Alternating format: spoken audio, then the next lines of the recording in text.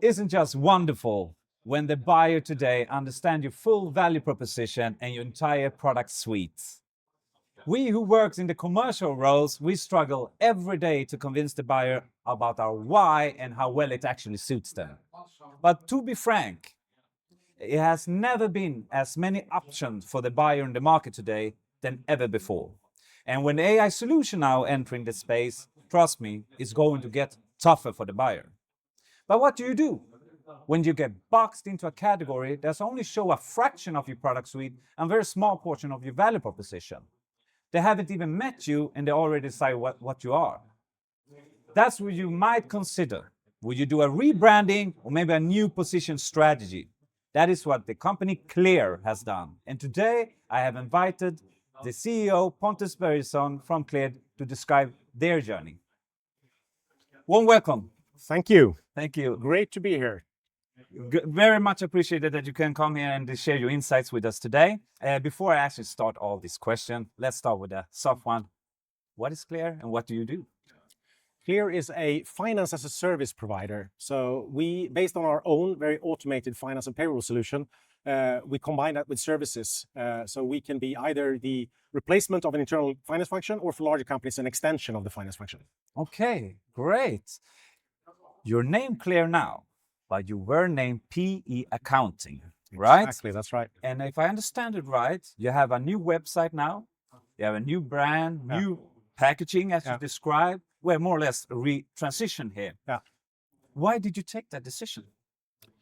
I think for two reasons. For first of all, it was that we were constantly getting into discussion with the market and prospects. Are we a software house, cloud software house, or are we a service provider? Yeah. And instead of taking that debate, we wanted to show our uniqueness. And then we said, we want to be finance as a service. And if you are called PE Accounting, people think you are an accounting firm. So that was one reason. The other reason was that PE Accounting didn't really represent, I think, the technical part of our company in a good way. So those two reasons. I fully understand the value with it, and really, really do. But I have to ask, I mean, PE Accounting was a well-established brand in the market. I mean, I was quite acquainted with it. Yeah. So it's not going without any risk here to do this type of changes. Did you do any risk analysis, anything like that in the decision-making process? We talked about the risks, but to be fair and transparent, I don't think it was a volume-based risk, data-driven risk analysis. It was more talking about the risks. Yeah. But once we decided, it felt very natural to go through the steps and actually execute on it. So we didn't feel, I didn't feel at the time that we would take a big risk.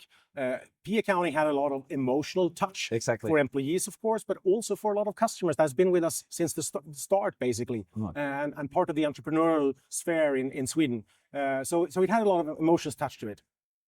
I can only imagine, and that's just quite good for you to be such comfortable in that decision. So I'm very impressed. I mean, I probably waited a bit longer than I could have done based on that. But so we maybe could have done it like 9-12 months earlier. Okay.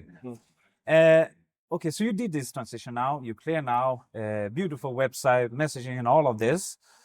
But when did you actually see the effect and how did you see the effects of this transition?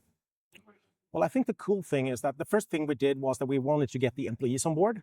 So we had an internal launch prior to the external launch, and with the target to get everybody on board. And I feel that, we had a joint session in a theater in Stockholm, and already when we exited that room, the employees were on board. Then we had some time to talk about it during the same day, and we had a party in the evening. And I felt that, everybody was on board the first day. And then we could all focus together, all employees could focus together to bring the message across to existing customers as, of course, to the market. Exactly. And my feeling is that we didn't have any down or losing anything in this. So I think that more or less immediately we continued. Of course, sales depends on numerous amounts of things. I was about to say that. So you cannot isolate this. But if we look at our sales, it's significantly up. After the launch compared to the same period last year. So, but of course, depends on many things. But I also think one small thing that you shouldn't underestimate is that our customers, not only the users, but every employee in our customers are interacting with our software at least once per month. So I think that brought the message across much faster than I think you are afraid that it will do. It's not like in the B2C space where the customer need to find you like this. They go to you. And then we can inform about the change of why we're doing that. So I got a lot of messages back from the customers that, we understand, this makes sense. We are a bit attached to the old name, but we understand this is the future. Okay, so you started actually very much internal and work from there. Yeah. Interesting. We did. So I know there are a lot of tips to give in here, and a lot of companies thinking position strategy is one of the main, it's important, I would say it's vital nowadays. If you were to choose only two, what are the two main tips you will give to a SaaS supplier or CEO that's thinking in these terms? First, of course, make sure that you can easily pitch your value prop and your business to the market. So, be clear about the category be clear about how you're different. And that is, I think, the most important thing. If you then decide to do what we do, thinking about a name change, I think then you should trust the process. There is not one single new name. There are several names that can be super good for you as long as you fill them with the right content. So, and trust the process. Yeah, you only allow me two, but the third one would be you should have some external help in that process because there is so much emotions internally. So if you get external help and trust the process, you will succeed. Thank you very much for your insight. I sincerely appreciate it. Thanks a lot. A very tough area, and you surely have done it very well. I'm really impressed. Thank you. For those of you who really want to know more about positioning and differentiations, because this is a key area space, as I told you before, is important now, it's crucial for your existence. Please contact BusinessWith and I will happily share my insights and we will talk from there. All the best to you all.